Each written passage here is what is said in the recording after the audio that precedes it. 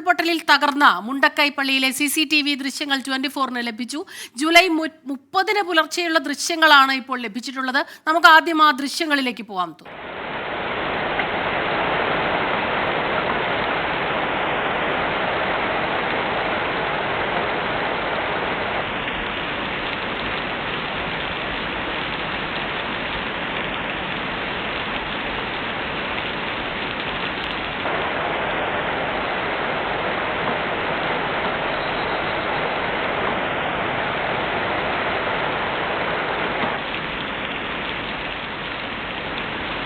വിവരങ്ങളുമായി സുർജിത്ത് അയ്യപ്പത്ത് ചേരുകയാണ്. സുർജിത്തെ, ആ മഹാദുരന്തം, അതിൻ്റെ ആ സമയത്തുണ്ടായ ദൃശ്യങ്ങൾ, ജൂലൈ 30-ലെ ദൃശ്യങ്ങളാണിപ്പോൾ പ്രേക്ഷകർ കണ്ടത്. വിവരങ്ങൾ.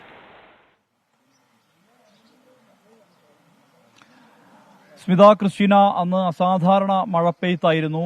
തലേദിവസം പോലും നമ്മൾ ഇവിടേക്ക് എത്തിയതാണ്. ഘട്ടത്തിൽ പോലും വലിയ രീതിയിലുള്ള മഴപ്പെയ്ത്ത് ഇവിടെ ഉണ്ടായിരുന്നു എന്നുള്ളത് ഉറപ്പായിരുന്നു. അതുമായി ബന്ധപ്പെട്ട ദൃശ്യങ്ങളാണ്. അതായത് ഉരുൾപൊട്ടലിന്റെ തൊട്ട് മുമ്പ് എങ്ങനെയായിരുന്നു മുണ്ടക്കൈ പള്ളി എന്ന് വ്യക്തമാക്കുന്ന ആ ദൃശ്യമാണിപ്പോൾ പുറത്ത് വന്നിരിക്കുന്നത്. അത് ആ മഴപ്പെയ്ത്തിനെ തുടർന്ന് തന്നെ ഈ ഉരുൾപൊട്ടൽ ഉണ്ടാവുകയും പിന്നീട് വലിയ കൂറ്റൻ പാറകൾ വരെ ഇതിന്റെ അടുത്ത് വന്ന് അടിയുകയും ചെയ്ത അവസ്ഥയുണ്ടായി.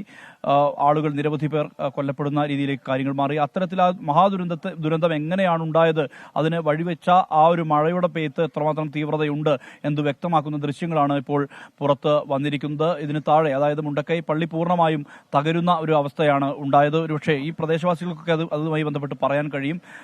എങ്ങനെയായിരുന്നു പള്ളി, നിലവിലെ പള്ളിയുടെ ഒരു അവസ്ഥ എങ്ങനെയാണ്? ദൃശ്യങ്ങൾ കുറച്ച് ഭീകരമാണ്. അതെ, നമുക്ക് നിലവിലെ ആ പള്ളി അത്യാവശ്യം നല്ല ആക്റ്റീവ് പള്ളിയായിരുന്നു. നല്ല, ഇപ്പൊ നമ്മൾ കണ്ടല്ലോ, നല്ല പള്ളി, അതിനോട് തൊട്ട് മുകളിൽ മദ്രസ. അതിലിപ്പോ പള്ളിയിൽ ശരിക്കും പറയുകയാണെങ്കിൽ ആ ഹൈറ്റ്, പള്ളിയുടെ മുഴുവൻ ഹൈറ്റിലേക്ക് ആ വെള്ളം വന്നതിന്റെ പാടുകളൊക്കെ നമ്മൾ കാണുന്നുണ്ട്. അത്ര ഹൈറ്റിലേക്കൊന്നും വെള്ളം ഒരിക്കലും, എത്ര ഉരുൾ പൊട്ടിയാലും നമ്മൾ പ്രതീക്ഷിക്കാത്ത ഒരു സ്ഥലമാണ് അത്. ഭയങ്കര, അവിടെ അതൊക്കെ കാണുമ്പോൾ നമുക്ക് ഭയങ്കര ഭീകരമായിട്ട്, ഒന്നുകൂടി ഭീകരമായി തോന്നുന്നത്. ഉരുൾ പൊട്ടുന്നില്ലതിന്റെ എത്ര പൊട്ടിക്കഴിഞ്ഞാലും നമുക്ക് വരുന്നതിന് ഒരു പരിധി ഉണ്ട്. ഇതിന് മുമ്പ് ഉരുൾ പൊട്ടിയതിന്റെ തൊട്ട് താഴെ ഉരുൾ പൊട്ടിയതിന്റെ സൈഡിൽ കൂടെ എത്രയോ താഴെ കൂടെയാണ് പോയത്. ഇതൊക്കെ പള്ളിക്ക് എത്രയോ മേലെ കിടക്കുന്നത്.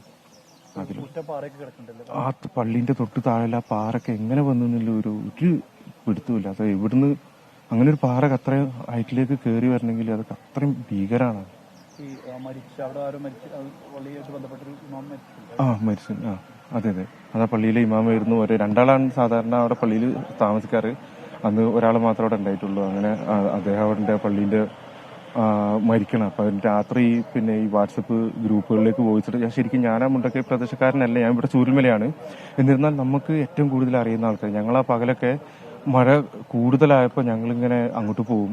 അവിടെ പോകുന്ന സ്ഥലത്ത് പൊട്ടിക്കഴിഞ്ഞാൽ തന്നെ വരുന്ന സാധ്യതയിലെ കുറച്ച് ഇപ്പുറത്ത് ഞങ്ങൾ നോക്കലുണ്ട്, അവിടെ എന്തെങ്കിലും അപകടം ഉണ്ടോ, അങ്ങനെയൊക്കെ നോക്കി. പക്ഷെ സീതമ്മക്കുണ്ടും കടന്ന് ഇങ്ങോട്ട് കയറി അല്ലേ? സീതമ്മക്കുണ്ട് ശരിക്കും പറയുകയാണെങ്കിൽ പള്ളീന്റെ എത്രയോ താഴെയാണ്. അത് കഴിഞ്ഞിട്ട് നമ്മൾ ഒരിക്കലും ഇവിടെ നമ്മൾ പ്രതീക്ഷിക്കുന്നില്ല. പള്ളീന്റെ അവിടെ ആളുകൾ സേഫായിട്ട് അവിടെ മാറ്റി താമസിപ്പിക്കുകയാണെങ്കിൽ തന്നെ അവിടുത്തെ മദ്രസ പറഞ്ഞാൽ തൊട്ടിപ്പുറത്ത് അവിടേക്കാണ് മാറ്റി താമസിപ്പിക്കുക. എന്തായാലും അദ്ദേഹം പറയുന്ന പോലെ തന്നെയാണ് കാര്യങ്ങൾ. കാരണം ഇത്രയും ഹൈറ്റിലൊക്കെ വെള്ളം വരിക എന്നുള്ളത് വളരെ അത്ഭുതകരമാണ്. നേരത്തെ ഞങ്ങളൊക്കെ ഈ വേനൽക്കാലത്തും മറ്റും ഈ സീതമ്മക്കുണ്ട് വെള്ളച്ചാട്ടത്തിലേക്ക് സ്ഥിരമായി എത്താറുള്ളവരാണ്.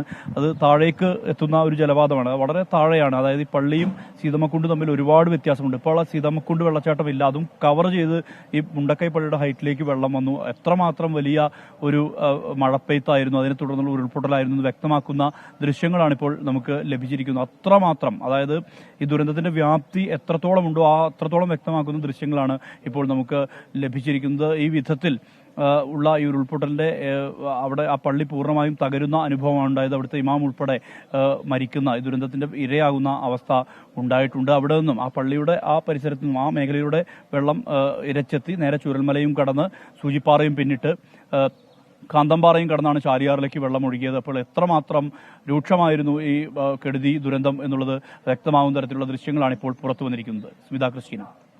ശരി, സുർജിത്ത് അയ്യപ്പത്താണ് വിവരങ്ങളുമായി നമുക്കൊപ്പം ചേർന്നത്. ഈ മഴയുടെ അളവ് സാധാരണയിൽ കവിഞ്ഞതാണ് ഇപ്പോൾ എല്ലായിടത്തും തന്നെ. നമ്മൾ നോക്കിക്കഴിഞ്ഞാൽ ക്രിസ്റ്റീന, പണ്ടത്തെ പോലെയല്ല. ഒരു 4 മഴ പെയ്താൽ എന്തുകൊണ്ടാണ് ഈ പ്രശ്നങ്ങൾ ഉണ്ടാകുന്നത്? ആ ചോദ്യത്തിന് ഒരു ഉത്തരം, മഴ പെയ്ത് വീഴുന്ന മഴയുടെ അളവ് ഭയങ്കര കൂടുതലാണ്. ഈ ദൃശ്യങ്ങളിൽ നിന്ന് തന്നെ നമുക്ക് കാണാൻ കഴിയും, അത്രയും ശക്തമായി വെള്ളം വരുന്നു, മഴപ്പെയ്ത്ത്. അപ്പോൾ പിന്നെ ഉരുൾപൊട്ടൽ ഉണ്ടാകുമ്പോൾ അതിൻ്റെ ശക്തി 10 മടങ്ങ് കൂടുന്നു എന്നുള്ളതാണ്.